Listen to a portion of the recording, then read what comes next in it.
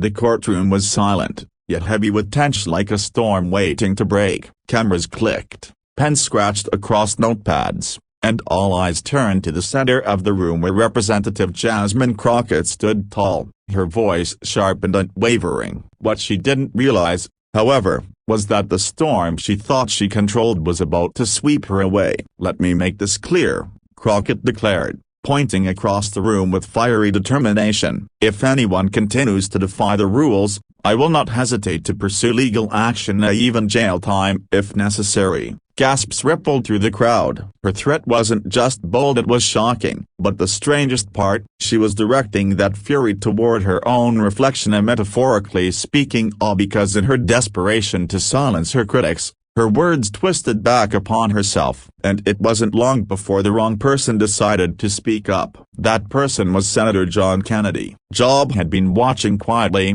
his usual southern calm masking the storm that churned beneath. He leaned back in his chair, eyes narrowing, waiting for the right moment. And when the threat of jailing critics left Crockett's lips, he knew the time had come. "Ma'am," John finally said, his voice steady but laced with steel, "you've just threatened to guile some in a broken bar for disagreeing with you. That's not democracy. That's not justice. That's tyranny." The room went still. Cameras zoomed in. Crockett blinked, visibly rattled by his words, but John didn't stop. "You claim to stand for freedom," he continued, rising to his feet, "yet you're ready to put the very people you represent behind bars for speaking out, and whether you realize it or not, you've just placed yourself under the very shadow of your own threat. Because if abuse of power is a crime, your words have condemned you more than anyone else could." The audience erupted with murmurs. Reporters scribbled faster, some whispering to their colleagues. Crockett tried to interject,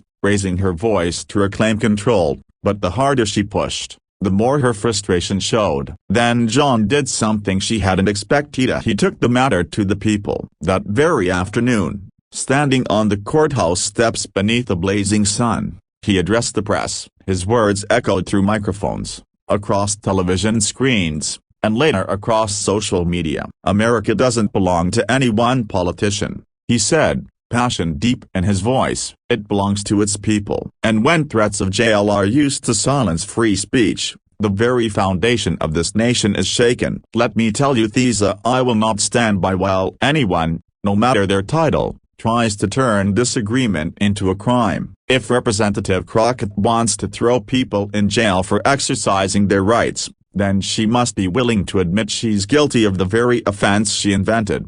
The crowd cheered. Some waved flags, others raised their fists in solidarity. For the first time that day, the narrative shifted. Crockett's once powerful threat now looked like desperation, and John's decision to go public ignited a fire that couldn't be put out. As the days passed, the backlash grew. Commentators across the nation questioned Crockett's judgment. Citizens who once stayed silent found the courage to speak up. "If they can threaten John Kennedy," one woman said during a televised town hall, "they can threaten any of us. Enough is enough." Crockett's office tried damage control. Press releases, interviews, denials about the damage was done. Her own words had become her greatest enemy. And John, he didn't celebrate with arrogance. Instead, he carried himself with quiet humility, reminding people that the fight wasn't about him, but about every citizen's right to speak freely without fear.